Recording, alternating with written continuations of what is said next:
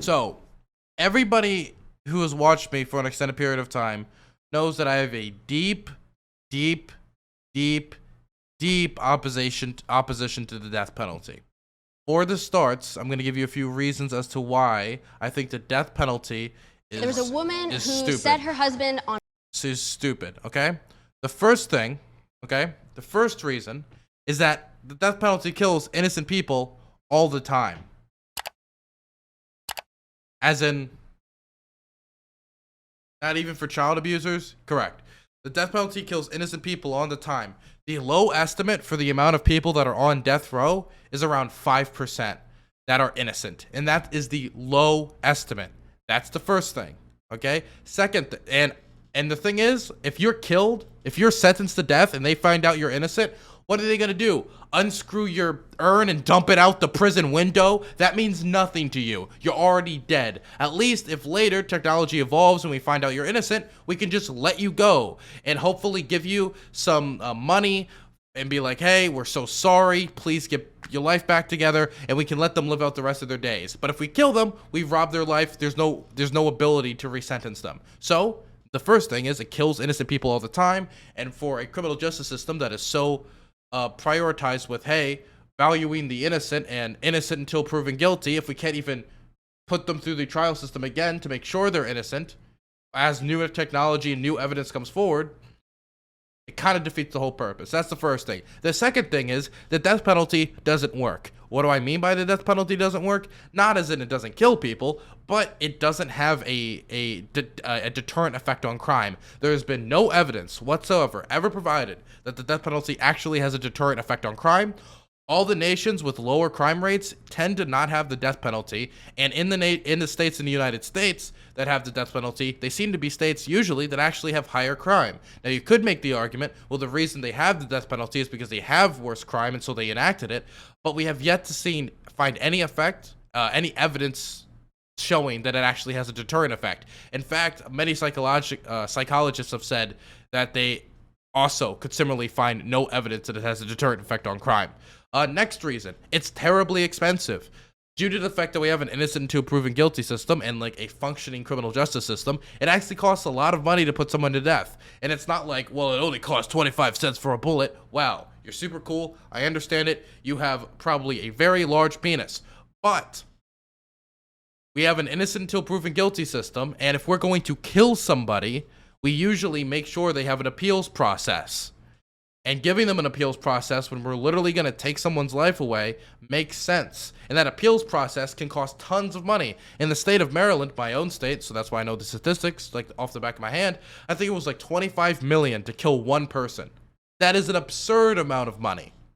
We could easily be investing that money into programs that serve rehabilitative justice and actually have been proven around the world time and time again to actually lower crime rates, which the death penalty hasn't. Next reason.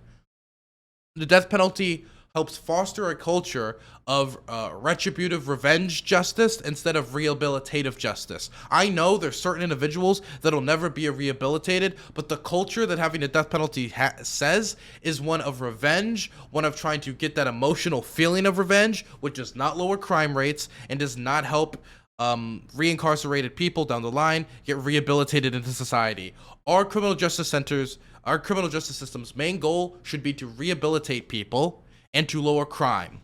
And systems based on rehabilitation, not revenge, have been proven time and time again around the world to be more effective in lowering crime rates. So while it gives you a better feeling to get a bullet or a lethal injection or a hanging on some person you would call a monster, it doesn't actually solve anything.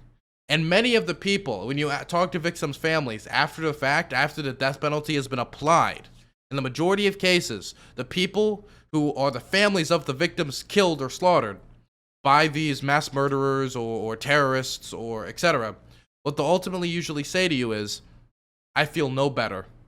In fact, many times they feel worse. And the reason why is they had this idea in their head that by them killing the murderer of their family, that would bring their family member back. And that isn't the case. I could keep going. The next thing I could talk about is the history of the death penalty when it comes to being applied to mentally disabled people and forced confessions from prosecutors, which then they use to kill mentally disabled people who are not even guilty of the crime, and even if they were guilty, they're mentally disabled. Or I could talk about the fact that you're much more likely to be put to death if you're a black man in the United States than if you're a white man. And if it's a black victim of a crime, the person who killed that black person is less likely to be put to death than if it's a white victim. If it's a white victim, you're more likely to be put to death, meaning that this is also reinforcing systematic racism in our criminal justice system and is quite literally valuing white life over black life. There is so much wrong with the death penalty. Not to mention, we keep messing up the death penalty due to all the rest of the developed world kind of like looking at the death penalty as this kind of backwards thing that that civilized nations should not be doing. They have stopped selling us the chemicals and stuff necessary to do it, and so we've been making these weird fruit cocktails of chemicals to try to put people to death that have ended up making it a lot more painful than is actually necessary. Because we think that like a chemical injection is more humane than a bullet, but that usually isn't the case actually. Anyway, I could keep going as to why I oppose the death penalty. There was so much that goes into it, but those are just a few of the reasons. I just wanted to say that before we watch this. There was a woman who set her husband on fire, killed him for raping her 7-year-old daughter. She found him, murdered him. And yes, she deserves a death penalty. It is What? She can. No, listen.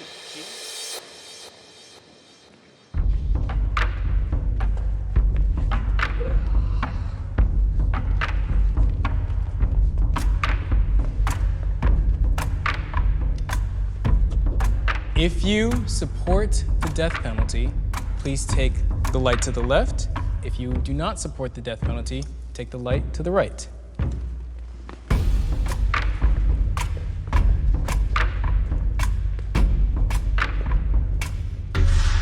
First statement, step forward if you agree. If you do not agree, if it is not true for you, stay exactly where you are.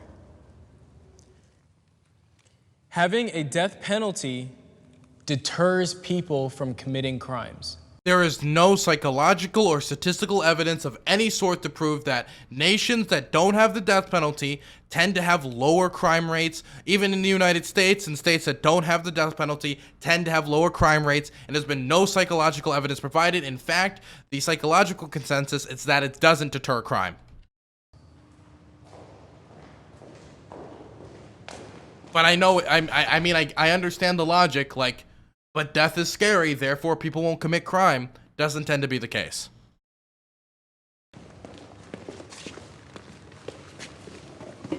Why? Whatever. I don't know that any regular human, the average human, which is who we're speaking about, would risk their life when that survival instinct is so incredibly ingrained and so. Let's be clear. When people are doing mass murders, or if people are doing stuff that would get you the death penalty, most of the time they're not thinking about the death penalty. They're not thinking about, ooh, well, I want to get life in prison, so I'm going to try to stop right before it gets into that death penalty area. That's not how people commit crimes. They don't sit there with a piece of paper like, well, if I just kill these many people, it's 10 years. But if I kill them in this way, then it could be considered manslaughter. And then the sentencing is different. That's not how people commit crimes. It just isn't.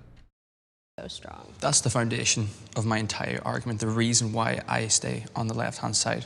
Not because I feel that capital punishment should be handed out, dished out to everyone that commits a crime. No, I'm talking about the idea that, in my opinion, capital punishment is a deterrent.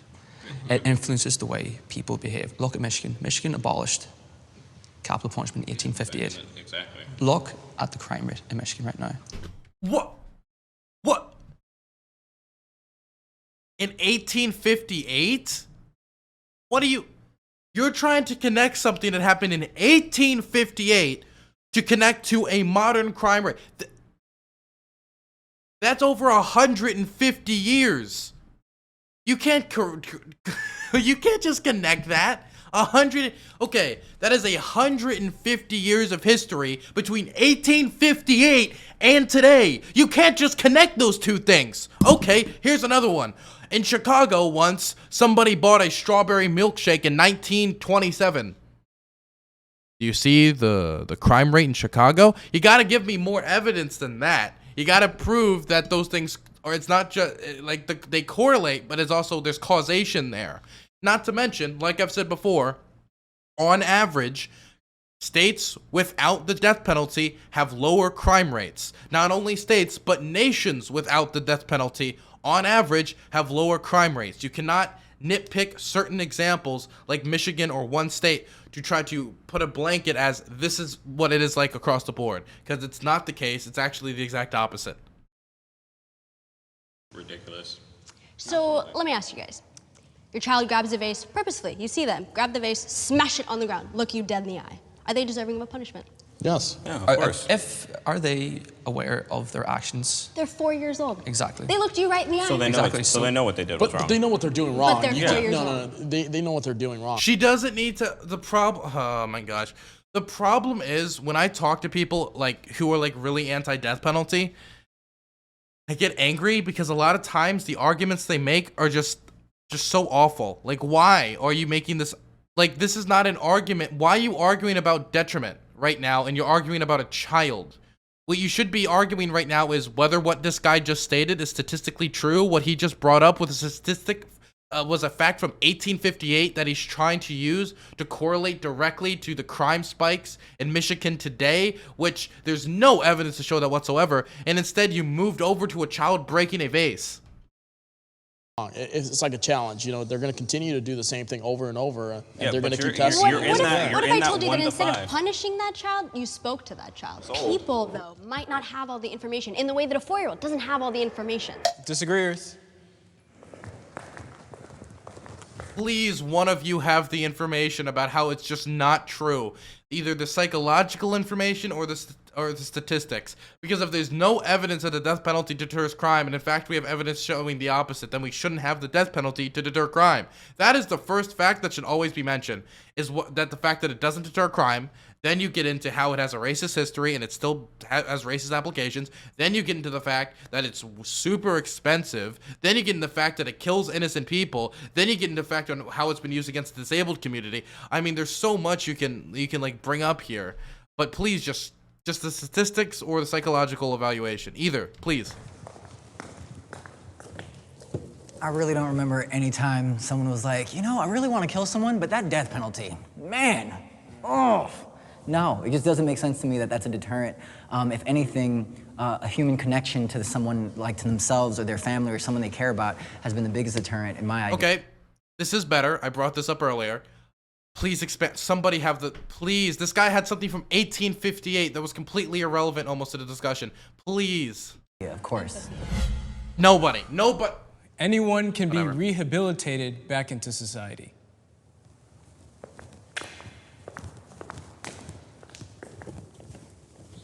I mean, even I don't agree with that.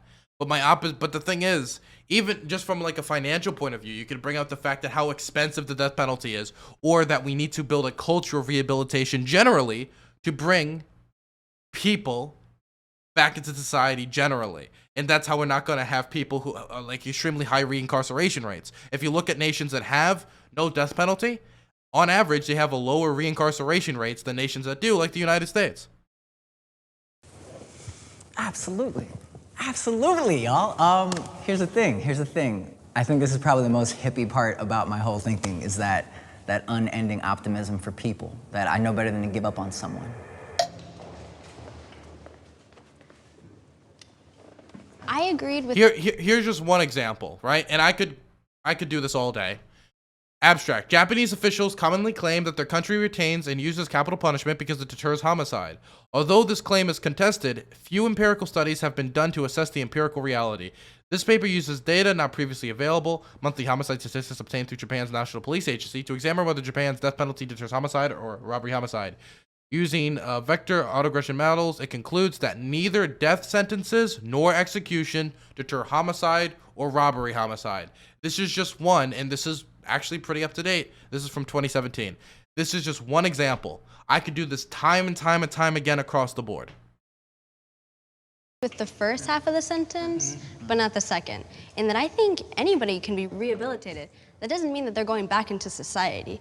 There are options for somebody to live a full, complete life and not be a danger to society. You also have to look at it with child molestation cases. I mean, how are you going to send someone that did a crime like that that's so heinous? And it's happened many times where they release these people constantly and they're still doing the same thing. No matter how much you try to rehabilitate someone, they also have to want to be rehabilitated in order for that to work at all. Accept Yeah. help and want to So get that's over the it. thing, we're assuming people don't want to be rehabilitated. That's my whole point, is that if you can believe Also, that people there's a don't want to cost be involved. rehabilitated though, then you have to also believe the possibility that they could redeem themselves and do something amazing after that rehabilitation happens. For those people that are just like past rehabilitation, are they deserving of death? Is that what we've come to? It really depends on, again, Circumstances. what the circumstances, of course. what this crime is. But that's where we get into like, who are we to say who's deserving or not? We need to actually know their entire story and who they are as a person, their upbringing, what got them into that situation, their mental stability. All of those things can be taken more into consideration. But that goes to say Right? that once you read their book that you're going to be empathetic, and it's clear that they've taken the Well, side. you can't that- have empathy No, when families have lost their Yeah. kids due to those There's killings. no That's way, the shape, or form. entire most important time to have empathy. Yes. That's the whole point. Yep. Is when families have I gone through can't- I that to can't see understand that. what the family's going through on top of what the person went through. I do want to bring up the fact that Everyone in the majority of cases, when it comes to people who have lost, or at least in a plurality of cases, I'm forgetting if it was a majority or plurality, that when people have the perpetrators of these crimes put to death, they don't feel any better. And a lot of times they end up actually feeling worse because they had this idea in their head that somehow killing the perpetrator of said crime would bring back their family member. And that isn't the case. I should debate Ben Shapiro on the death penalty. Well, the thing is, I'm against the death penalty, so I wouldn't want to debate him because I don't want to be a murderer. Deserves a second chance.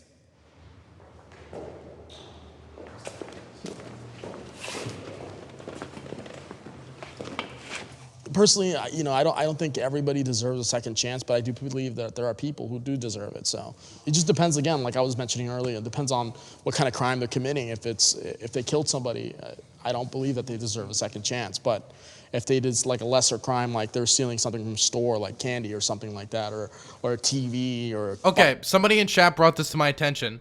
Super cool. The same person as always, Fluff. Now the thing is, this guy earlier, so his one isolated nitpick statistic, in isolation, as we've already talked about why it doesn't make sense. But what this right here shows is that, and we don't need to read the whole thing, but what this is basically saying is that for 50 years after they outlawed the death penalty, the crime rate continued to actually go down.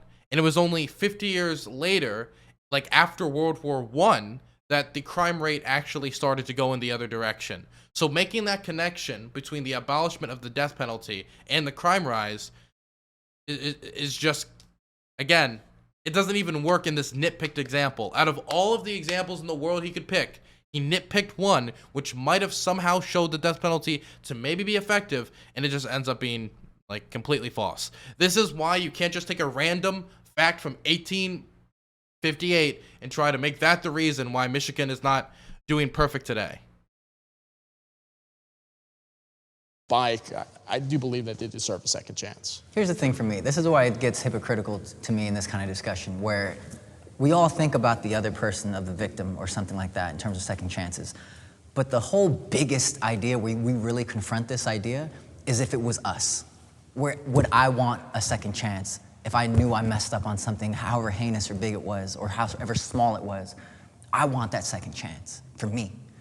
And for at least my family and friends. That's the least I want. So that's why I know it applies to everyone. I think it depends on what the second chance is. That doesn't mean that there's absolute re-entry into society. A second chance often means giving someone their life. Just say a horrendous crime that someone raped, then burned someone alive. It's a horrendous crime. To just let them out of society, that's too much of a second chance. But within the confines of prison for such a heinous act, that you do get a little bit more. Only one. Yeah. Just want to go back to the statement. People deserve chances. Does every single person deserve a second chance? In my opinion, no, because maybe what the crime that they committed. Then you're talking about, I would love to have the chance to have a second chance. There's a difference between I would love to have it and I deserve it. Yep. I think I'm a little confused about where it is that this line is drawn, because that makes the difference between a second chance, between life and death, between consideration and no consideration. I think it does start with obviously the crime that you commit. There's a difference between intentionally and unintentionally killing a person. Okay, so what if I put a pillow over a woman's face versus if I chop her up? You're still That's killing a person. So ending someone's life, that is the height of violence.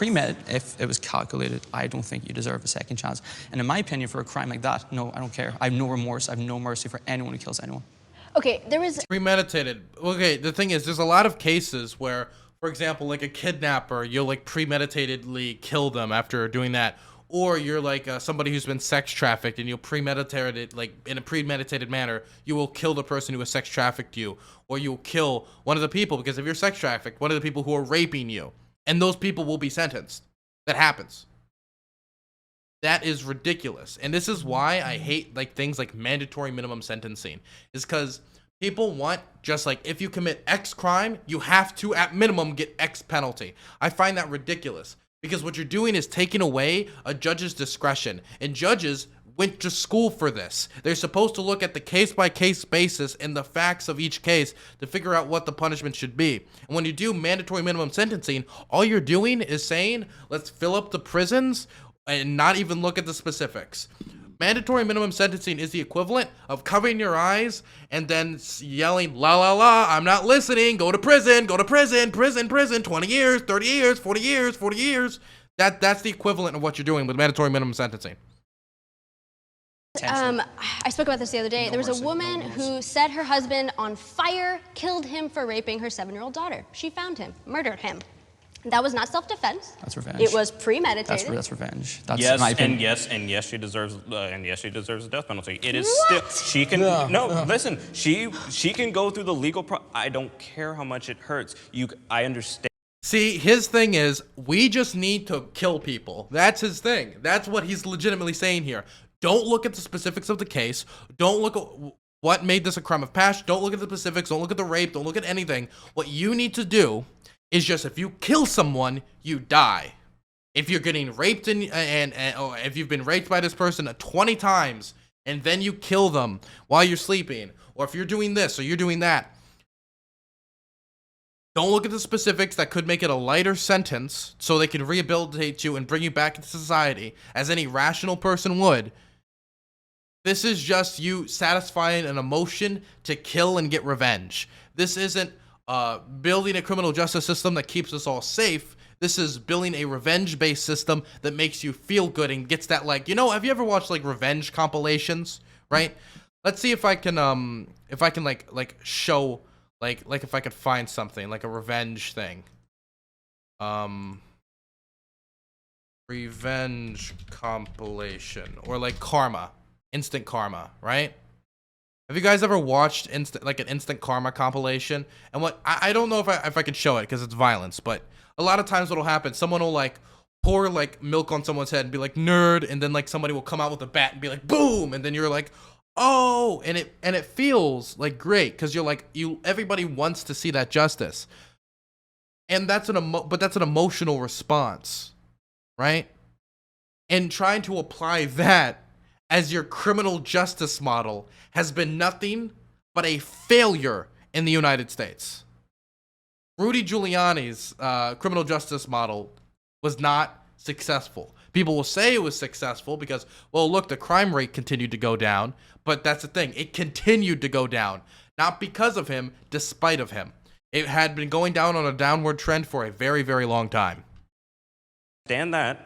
I understand it, but you still need to go through the legal process like everybody else.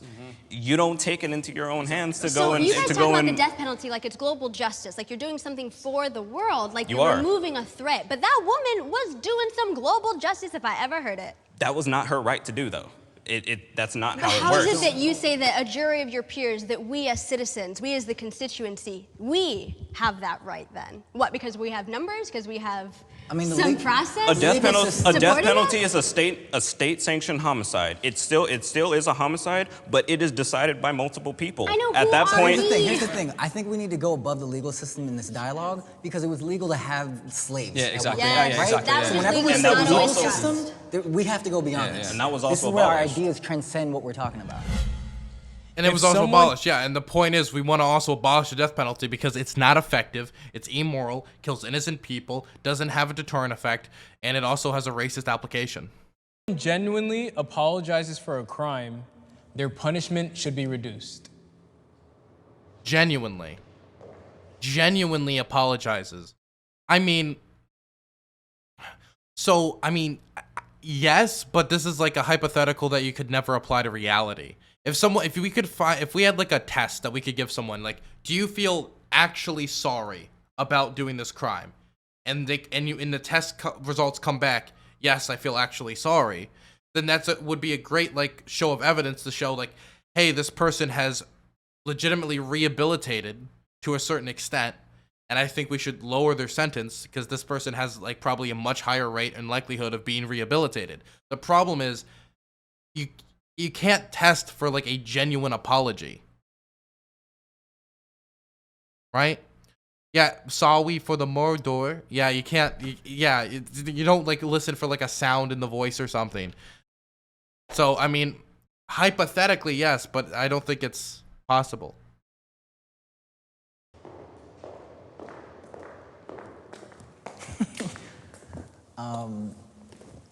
Duh. I just want to. The thing is, like, of course, it's the hardest part of this concept, this idea, is how do you judge someone's genuine authenticity in their apologetic. Eventually, we can with enough technology. Okay. So, I think a lot of people think that technology is like this thing that will just eventually conquer all, and I don't necessarily think that. I think technology will also have limits. I don't know if that limit's gonna be like testing if someone's apology is genuine, but technology, you can't just be like, well, eventually technology will conquer, right? The singularity shall take over, right? Like we don't know I mean, there was a lot of things in like the 1950s and 60s we thought we were going to be able to do. We found out was like completely technologically outside of our grasp. But yeah, we can't just throw, like, it's not this like this magic fix-all multi-tool that we could just say like, well, don't worry, one day technology will solve it, you know. Energeticness, right? I specifically remember a case, Stanley Tookie Williams, this guy really convinced me that he was apologetic for his crime. And the thing was, he believed he didn't even commit the crime. He was innocent of the crime, but he was still apologetic for his past crimes that he had done in his life and the things that he did get convicted for. So when I saw that he'd made a children's book about preventing other kids from actually ending up where he ended up as a gang member and leader of the Crips, I believe, that was enough for me, where he's actually going out of his way to prevent future crime from happening for other people. I'm like, all right, I accept your apology, man. I accept that big time. Man. There's no way of validating an apology. I mean, like, Yeah. how do you know if they're apologizing, they're lying? You know, that Exactly. happens a lot. I mean, there are people who seem so genuine and behind their eyes, they're not. you don't they're know, not yeah. truthful. Let's just say a gang-on-gang violence. Just say that. Yeah, somebody brought this up in chat. The best way you can tell if someone's genuine, and again, this isn't perfect either, because someone could just be doing it to get out, is to look at their actions behind bars and like look how they treat others and how they talk about it and like how they approach what they did and how they like deal with the mental. Like, there's a lot of ways you can like do to try to make a guess on whether they've done it, but it's not a concrete science. A gang member did a hit on a house of a opposing gang member and their family, and just say, well, a shooting, he killed 3 people. Just say eventually he did apologize. It doesn't matter. He still killed someone, and he should still serve a life sentence for it. What if this person did so much to redeem themselves or account for that and actually showed their genuine apologeticness behind it? What if still they, happened. I do not That's care. the whole thing. I do You not don't care. I don't Okay. care. Is that they committed murder, they Okay. get life in prison. No death penalty, they get life in prison. So if they became Mother Teresa after this? Nope, No? life in prison. Okay. They get to see their life behind bars. This feels so. See, and you're waiting like for the reason he's giving. I'm sitting there like, okay, why though? And he doesn't give a reason. It's all emotions based. They think that the people who are anti-death penalty or rehabilitative justice, they're all just emotional sissy boys who just need to get the flowers out of their hand and, I don't know, get behind an oil rig or something, right? And they need to get some facts and logic behind them. But then every time I hear someone advocate for the death penalty, they're just like, they lean into the mic and they're just like, they murdered someone, forever in prison, killed them. Ask the families. What do you think of pedophiles? What do you think of pedophiles? Terrorists? And you're sitting there and you want to have a discussion about what would be better for the general, like, criminal justice system and what would help lower crime, what would help lower reincarceration, what would help make our community safer, what actually deters crime, what would mean less innocent people dying, what would mean a better, more balanced criminal justice system that does not have racist applications. And instead of that, you have to sit there and just hear like, they did a bad. They did a bad. Yes, we understand they did a bad. That's why we're having this conversation in the first place. It just sounds like a bunch of people who want to be able to be the gladiator, like the king, the Roman Empire, the emperor, and be able to do this. That's what it feels like. I think it's important to consider the due stress that this gentleman is under. He's in a gang lifestyle and a gang environment where he's gonna get his ass beat if he does not go make this hit. Even in military crimes, like in World War II, all those people that followed orders, yes, they were guilty of those crimes. There are people who oppose. There are people who tried to, within Hitler's own group, tried to kill Hitler. You still, as an individual, chose to do an action. You can't count on somebody else to have courage in the capacity that you do. You can't count on somebody to be as intelligent or as brave as you are. If we just allow someone just to skirt by like that, we're giving a bad example to everybody else in society, and they're going to think that they can just repeat the same thing, and they're going to get away with it. I believe that anyone can forgive anyone given enough time. I just want to sit on this side. I can do that, right? Yes.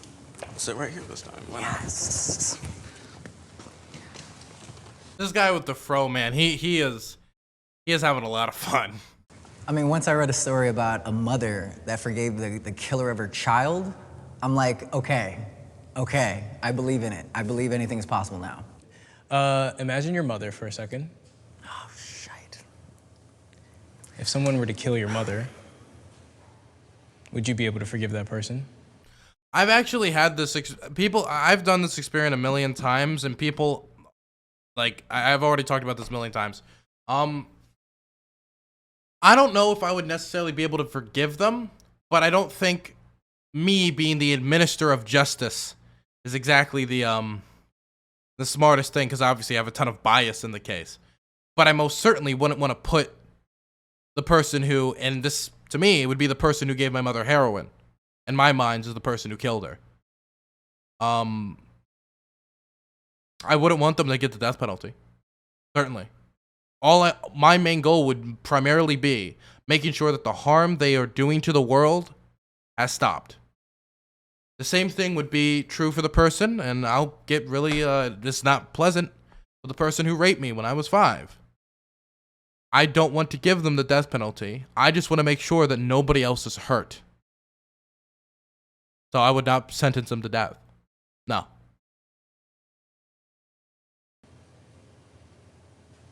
No. Eventually. It'd be hard. The question was It'd with be hard, time, though. anyone could. Yeah. I'm gonna say yes with sure with time. Unless you've really experienced something like that, you won't know yourself, really. You only know what you feel right now, but unless you were in that motion where it did happen, that mentality, you don't know. Way to traumatize people with that question. Oh, for real. Yeah, first of all, guys, for asking that question about your mother, I applaud you for even giving the consideration to forgive that person. And for myself personally, if something like that did happen to my mum, I would find it so hard for myself to forgive that person who committed that act, knowing that he has destroyed my life, also has destroyed our family's lives. I think I would eventually forgive, but I know there's people out there who would always hold a grudge. I can't justify someone killing my mother. I mean, I can't see myself forgiving someone like that. I heard a great concept about immediately forgiving someone and finding the reasons to forgive them later. Like that actually helped me find peace of mind, knowing that that's the guaranteed, like, where I should end up anyway, you know? So back to this concept of our own mothers. If my mother were to commit murder, I would vouch for her to receive capital punishment.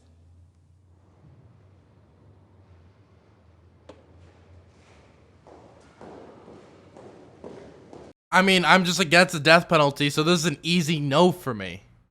This is an easy no for me. Because, again, what you're saying is that you're going to vouch for your mother to receive capital punishment, even though it does not deter crime and has not been proven to deter crime, whether we look at the studies in Japan that have been done, and that was just in 2017, that's very recent, whether we look at how nations with no death penalty have lower crime rates, whether we look at the psychological studies that have been done, or we could look at the fact of the racial implications or the amount of innocent people that have been killed or by the death penalty or are currently on death row, its application against disabled people, the immense cost that actually costs to kill people, because we have an appeal system in this country, as we should have, and the fact if you kill them and they're innocent, you can't release them after the fact. All you can do is dump the ashes out the window, and then you're going to put me in position to vouch for my mother to receive that thing that is not even effective in what it's supposed to do? Of course not. That's ridiculous.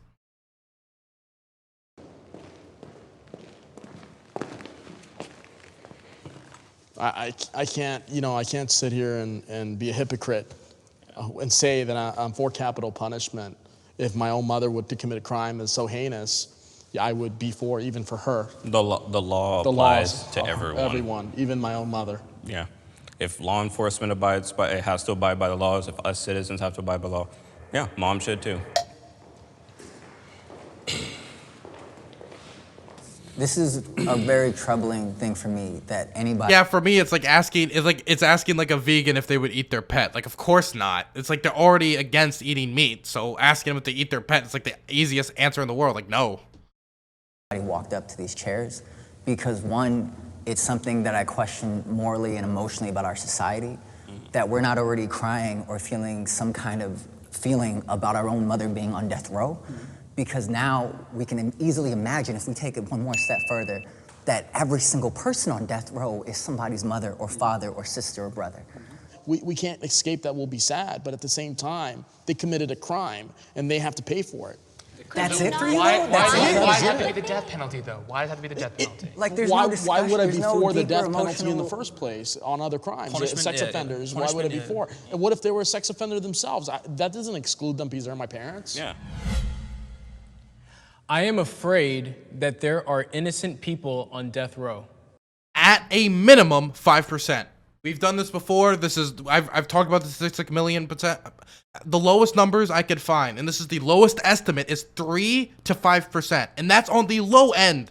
That is on the low end. It's not. Yeah, it's a great point. I'm not afraid that they're on death row. I know they are on death row. We know right now they are on death row, and I am working off of the low end estimates. It could be much higher. And the thing, God, I can't believe like somebody who would praise the American criminal justice system so much, right? And how much we need to follow the law. But then we usurp one of the like founding principles of American criminal justice, which is innocent until proven guilty. And we usurp it in a way that if we find someone guilty and we sentence them to death, as we've seen as technology develops, we always, after the fact, end up overturning a ton of cases or not reviewing cases that we probably know if we did, we'd overturn them and find out these people were innocent, but they're already dead. If they were still alive, we could at least release them to allow them to live the last 10 to 20 years of their life on the outside, trying to give them some semblance of closure in their life. We don't need to be afraid that there are death people. There are innocent people on death row. We know that there are innocent people on death row. And the thing is, at that point, the amount of stuff we've hurt them with, as Fluff brought up in chat, when it comes to the trauma, the time separated from family, how they're going to be horribly stigmatized, it is massive. We've already hurt them so much.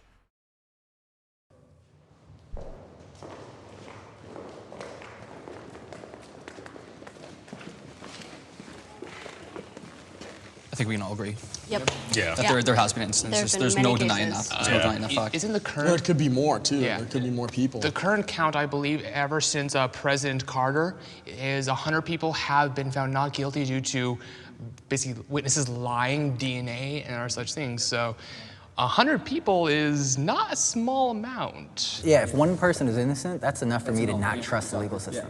And on top of that, in terms of corruption, racism, all these kind of things that affect our whole legal system.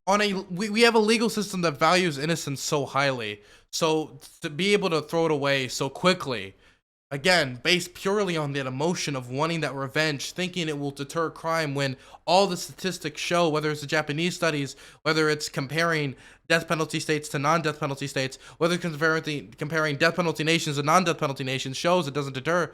I will just never be able to wrap my mind around it. System. I don't know why it's taboo to say that. Like, yeah, we need to admit that more, and it's gonna be okay. Like, let's admit it and move forward. Can I just hug you? And let me be clear, the majority of Americans are not sitting on the right side, on the right side of this discussion. They're sitting over here on the left side. The majority of Americans are pro-death penalty. And I think it is based in these feelings of emotions when somebody brings up like a terrible mass murderer or some terrible individual.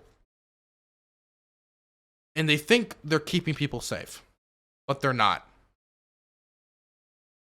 They're not keeping people safe. The death penalty does not keep people safe at all. It doesn't deter crime. It kills innocent people. It costs too much. It has a history and a continuation of a racist application. Just doesn't. Death penalty needs to be done away with. And I think it's our job as people online, like advocating for this stuff in IRL, to continue to push not only for a state-by-state ban on the death penalty, but eventually a federal ban on the death penalty. How is your mom? She's good. She's good? Yeah. Okay. And how's your mom doing? Do you think feeding them costs less, though? A lot of times it does, actually.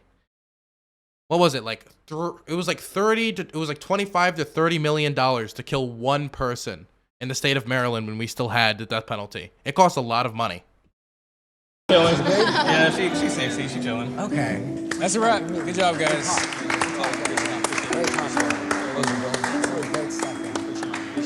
Oh my gosh, that was. Hey guys, this is Jason from. Oh, God.